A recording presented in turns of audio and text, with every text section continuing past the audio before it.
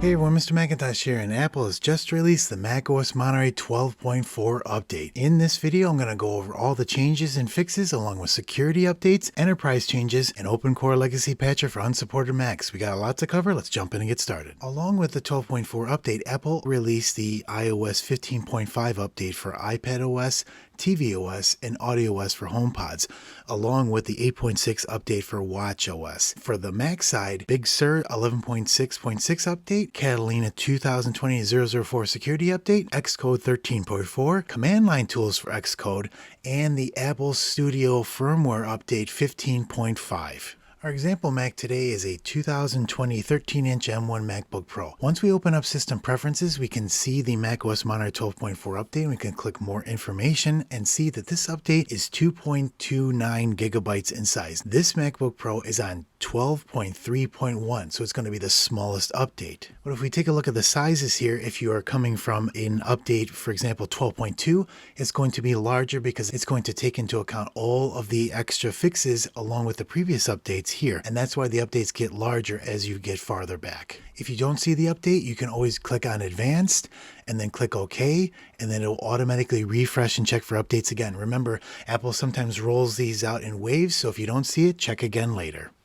There's three phases to a macOS update. There's the download phase, the preparing phase, and then it restarts to install the update. The preparing phase took about 8 minutes on this M1. The installation time after reboot took about 20 minutes, and once it rebooted back to a usable desktop, it was 30 minutes in total installation time. And the build number is 21F79. Why do I talk about the build number? Again, that's important. If you were on a beta version, for example, of macOS Monterey 12.4, this version is important because if you were on an RC version, it is actually the same version as the RC, and then you will know that you are on the final version and you do not need to install any updates. Apple also updated the firmware on M1 Macs to 74.59.121.3, and for T2 Macs from 2018 to 2020, the BridgeOS version was updated to 19.16.15.071. Apple updated Safari to version 15.5, 17613.2.7.1.8,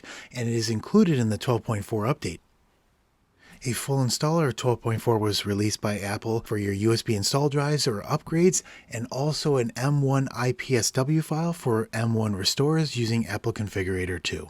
Now that we got the version numbers out of the way, let's look at what Apple's changed in the 12.4 update. If you look at the patch notes here, there's not much to it. All Apple says is there's some changes in podcasts, and there's also a Studio Display update. There's not much to it, right? Well, there is some changes, and let's go over them. And I'm not sure why Apple doesn't put these in the patch notes, but here they are.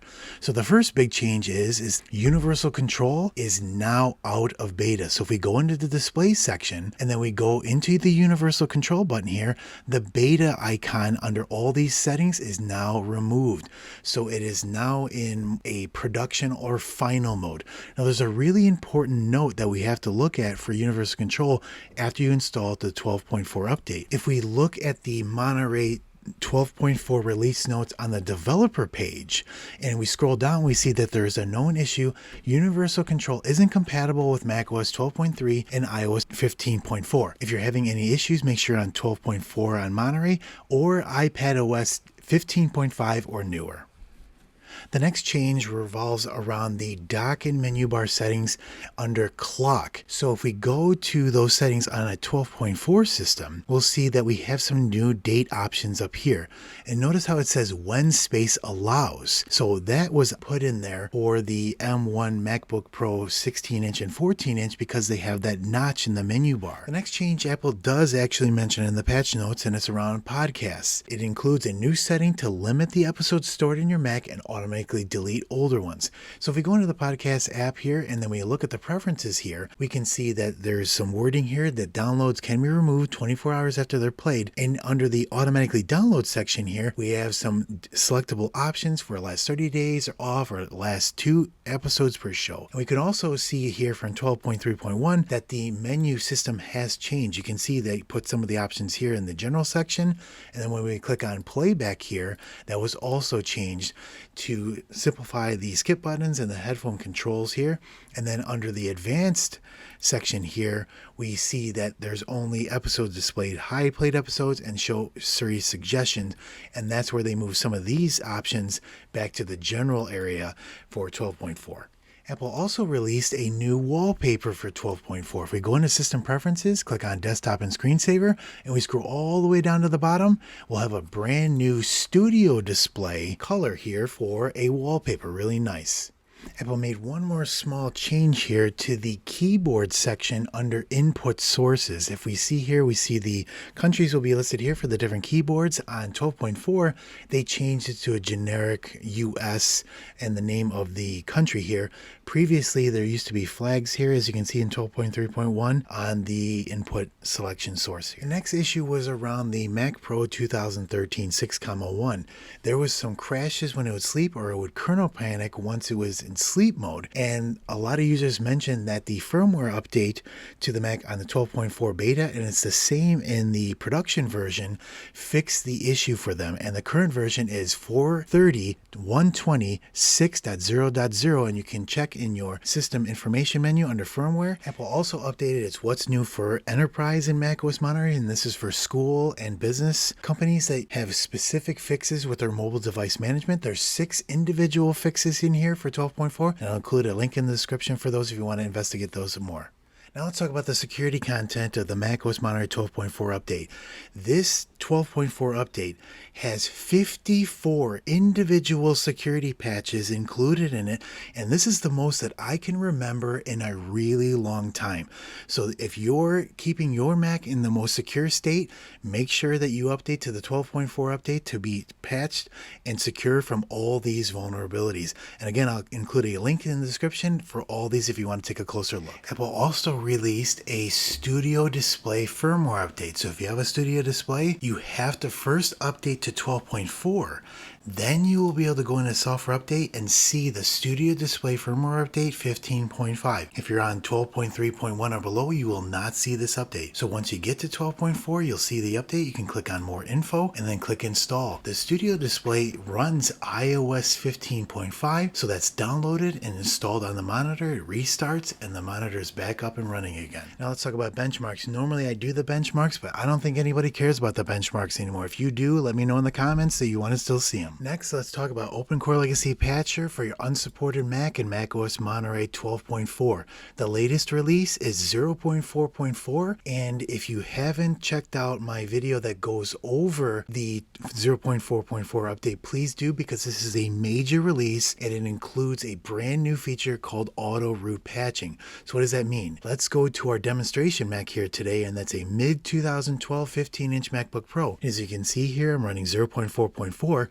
And if I install the 12.4 update on this Mac here, after it comes up, it's going to need the root install patches. If you are used to doing it this way, you have to open up the app and click install and get that working. But for some people, they don't realize that they have to do this after, and they're wondering why their Mac is slow. When you install the 12.4 update, this is the message that you're going to see on the screen for the auto patching system. OpenCore Legacy Patcher has detected that you're running without root patches and would like to install them.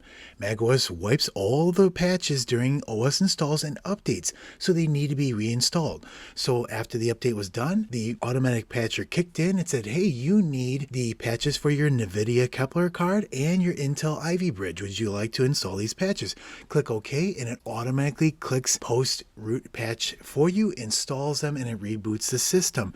It's a really wonderful new feature for OpenCore Legacy Patcher. This system is running 12.4 with no issues. I clicked on software update in system preferences.